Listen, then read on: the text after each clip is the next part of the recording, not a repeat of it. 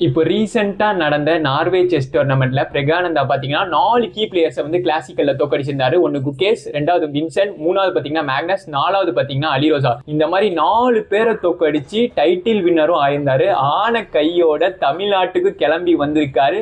வந்து யாரை மீட் பண்ணிருக்காருன்னு பாத்தீங்கன்னா சிஎம் விஜயை மீட் பண்ணி 50 lakh கேஷ் பிரைஸ் அவர்கிட்ட இருந்து வாங்கியிருக்காரு. வாங்கினது மட்டும் இல்லாம அவர் கூட இவர் செஸ் விளையாண்டு வின்னும் பண்ணியிருக்காரு.